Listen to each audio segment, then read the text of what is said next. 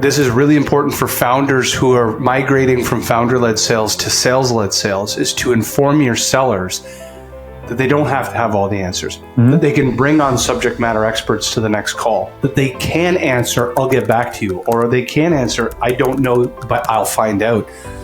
Because as founders, you typically have the answer to everything, but your sellers do not have the same nascent knowledge you do.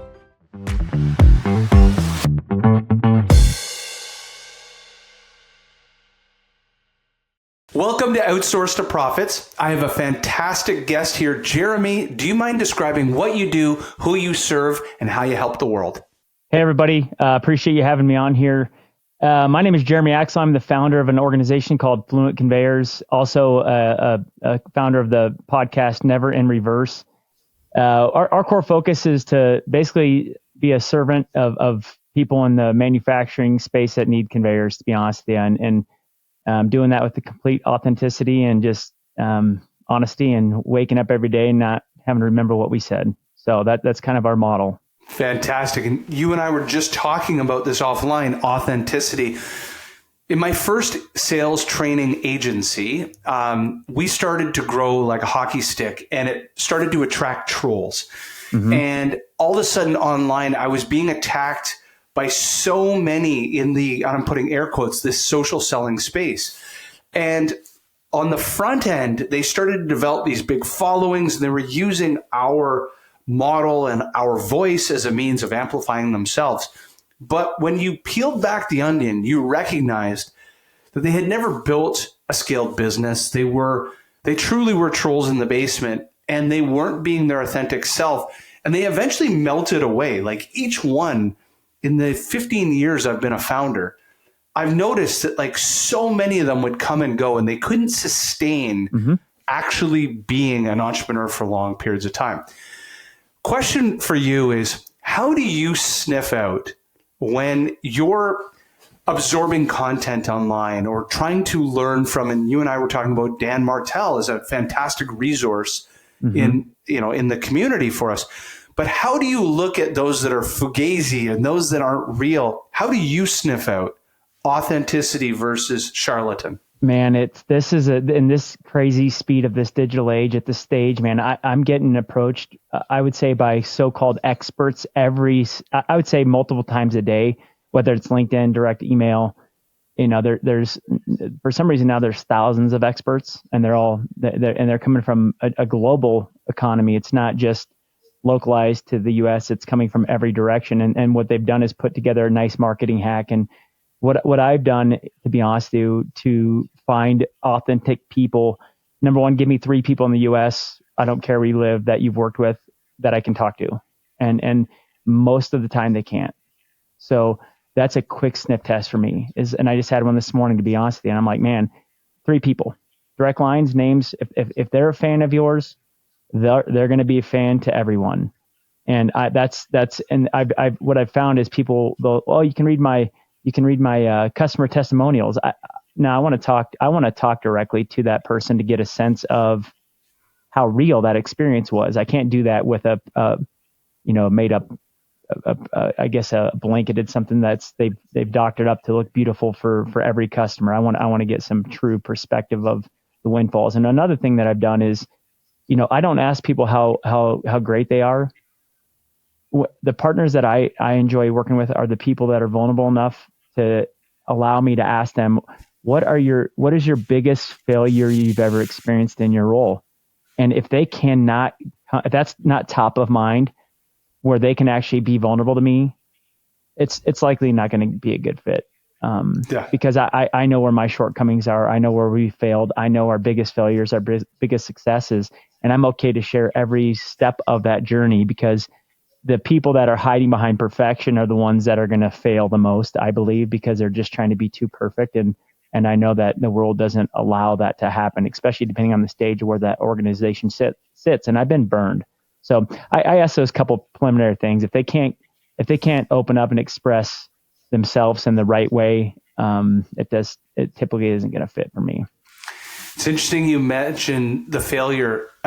In our sales presentation, when we're pitching a new customer for my offshoring agency, I actually tell the story of the financial collapse of my first agency as as an important lesson around letting operational expenses get way out of whack. And it's how I actually got into the space of offshoring.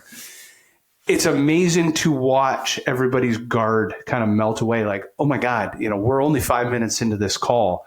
And this guy's telling a story how he went $1 million in debt because he was a clown with money. Yep. And it really does help. Question for you. Now you're actually doing your referral calls. Are there specific questions that you ask that peel back the onion above and beyond the superlative? Like, how do you get to the root of what you're really looking for rather than it becoming like a job reference call? Yeah. And see, I think that style of I call that more of an old school approach is I think with this, there's such a dynamic offering that I think we're all getting approached with an amazing amount of skill sets. For me to peel back, I get this kind of inclination. I have a general sense of what I'm looking for. And it's, to be honest with you, if I can have the validation against what I see, typically if I'm looking for someone in marketing or design, I can typically gauge that from what I see. And then I allow our team to come in and kind of vet the technical side. So I do the preliminary. If there's something that, depending on the position, I let them typically go find the people that they like. They come into me. I vet the ones that I think are going to match where we're heading. And then I will drill them with some very detailed questions that are direct approach. It's almost seems a lot of, probably almost overwhelming to someone, to be honest with you. But my style is, if you can't handle me finding what I need, I'm not going to throw out a piece of bait in any lake and try to catch every type of fish. There was a certain approach that I wanted, and I typically hit them with some very hard questions, because I know that in our environment, if they can't pivot and move at the speed that we do, that we're going to be pulling them. And we've had people like that, and it makes it harder for me. And it's actually a struggle for them because it's not in their DNA. So I kind of use myself as the team goes and finds the candidates. I kind of vet what I think is true. And then I have just, I'm like, just at the time in the moment, I'm going to feel their pace and their authenticity through their voice, because I can sense through the relationship instantly whether I'm dealing with someone that knows. And I had a guy recently do that, and he just kind of pivoted on me, and I said, "Hey man, I'm going to stop this conversation. Just be real and say you don't know." He was trying to fake like he knew. And I'm like, "Listen, it's better for you to just be vulnerable and honest with me and say, I'm learning. This is new to me. I got resources on our team that are experts," instead of faking it. Right. And to me, that it's hard for me to jump in with someone like that. If the leader of that organization is allowing those things to happen, or that person's allowing it to happen with themselves, they're going to fail, because the pressure is going to be too heavy on the backside of what we want to join this team. We move too fast. So it's kind of a blended, to answer your question. It's how I feel, my gut feeling of that person, plus the skill sets that we vet. And then our team's going to come in and do a final vet of some technical side that I might not have to be able to vet them. Last piece of advice you'd give a founder, what I just got out of that.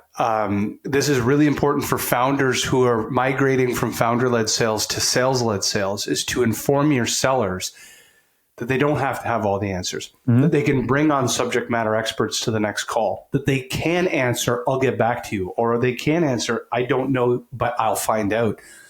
Because as founders, you typically have the answer to everything, but your sellers do not have the same nascent knowledge you do. But what advice in the track for authenticity, you've become the model of authenticity, and you're trying to identify those that have greater authenticity. What's the big takeaway for founders you'd want them to learn on your experience in working with those that are more authentic? My personal experience is I guess the most perfection is the imperfect person. And I think you lead by, if you can take genuineness in yourself and lead with your imperfections and honor that with your team, you're going to give them space to be more authentic for you and honest with you, instead of kind of that, especially when I know someone on our team is not being authentic, the first thing I come to them and said, here, it sounds to me like I've failed you. And here's what I'm looking at. And this is where I think I've failed this side of things. However, I need you to step in with me and be vulnerable enough to say that you've failed here too, so we can do it together and we're going to learn. Because the moment I've invited them into me being part of that issue, I think that it gives them the space to not be on defense mode. They might feel attacked, but I'm going to also, I just be part of it because I am leading the team. And if they're failing, I'm failing. And so I just think be real with yourself. You don't need to, drive the fancy car and act like you're better than everyone else. I think just put your shoes and socks on just like they do and honor that with your team. And I'll tell you what, I've never seen a team. I've never been part of such a great team where they've moved at the rate that they do in growing together. And I don't say it's gonna be on me because I used to be a very harsh leader and I'm still learning those tactics. But I just think don't be that person that's faking it. Just be who you are and let the other people, they will follow you, right? Like they'll become who they are and they're not gonna put on that misrepresentation of themselves, which is not being authentic. And they're gonna have to remember everything that they said and take notes on what they're saying to remember and recall. So just be real. That's all. This was fantastic advice. Thank you so much for being on Offshore to Profits. No worries, man. Have a wonderful day, and thanks for having me. Take care. Appreciate you. Have a good day.